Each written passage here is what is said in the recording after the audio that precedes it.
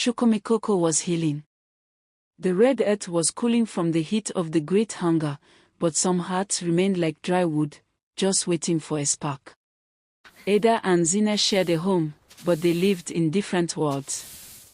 One lived in the sunlight of contentment, the other in the long shadows of not enough.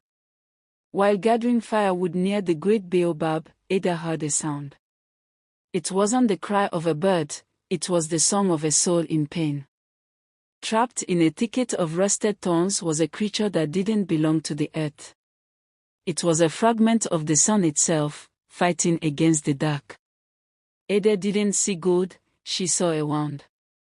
With hands as gentle as a mother's, she began to untangle the spirit bird from the iron grip of the forest. The bird did not fly away. It sat in her palm, let out a note like a silver bell, and dropped a single coin of pure, heavy gold. Ada brought the miracle home. Not to hide it in a box, but to care for it. She built a cage of soft grass, because a gift should never feel like a prisoner. But when Zina returned and saw the glow, her first thought wasn't of the bird's health. She only saw the price of its feathers. "Where did you get this?" Zina demanded. Ada told the truth of the baobab, the thorns, and the mercy. But Zina only heard the sound of clinking coins. To prove the miracle, Ada hummed a soft lullaby, the same one their mother used to sing when the world felt too big. The bird opened its beak, and the village fell silent. With every note, a shower of gold fell upon the dirt floor, lighting up the darkness of the hut. Ada used the gold to buy grain for the elders and clothes for the orphans. The village began to call her the daughter of gold. But every coin Ada gave away felt like a needle in Zina's heart. "Why her?" she whispered to the shadows. "I am the eldest. I am the one who deserves the light." Envy is a poison that drinks itself. Zina decided the bird was no longer Ada's to keep. She believed the song belonged to her. While Ada slept the sleep of the innocent, Zina pulled a cage of cold, rusty iron from beneath her bed. She fled into the bush, running toward the baobab. She thought the bird would sing louder if it was back at its birthplace. At the base of the tree, she shook the cage. "Sing," she screamed. "I have the cage. I have the power. Sing for me." But a song of gold cannot be forced. The bird looked at Zina with ruby eyes, and the melody turned into a screech of grinding metal. The transformation began. The golden feathers turned to obsidian needles.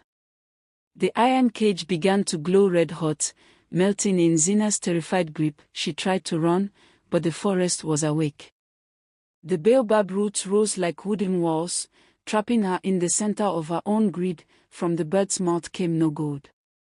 Only a swarm of golden-winged wasps, each one carrying the sting of 1,000 jealous thoughts. Zina screamed as they engulfed her. They didn't bite her flesh, they stung her conscience, showing her every lie she had ever told her sister. Back in the village, Ada woke to an empty nest. She didn't call for the guards, she didn't call for justice. She only called for her sister. She followed the trail of golden dust. Ada knew the baobab was calling for a payment, and the price was usually blood.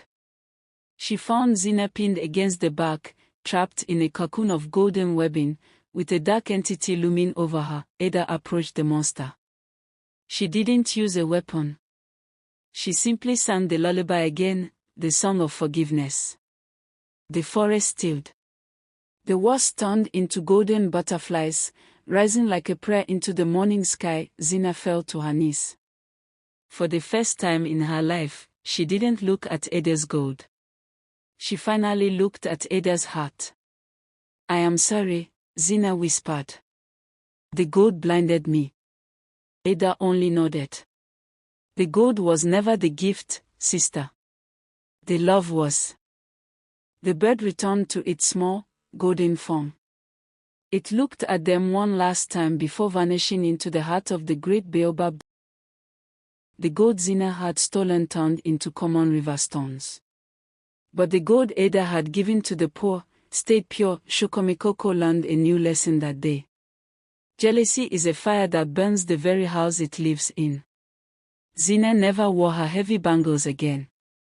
She became the village weaver, finding peace in the simple rhythm of the loom. The baobab tree stands tall, a silent witness to another soul saved from its own darkness, but in the deep bush, a new shadow is moving. A hunter thinks he can track a ghost, and he has no idea what he is about to wake up. To be continued.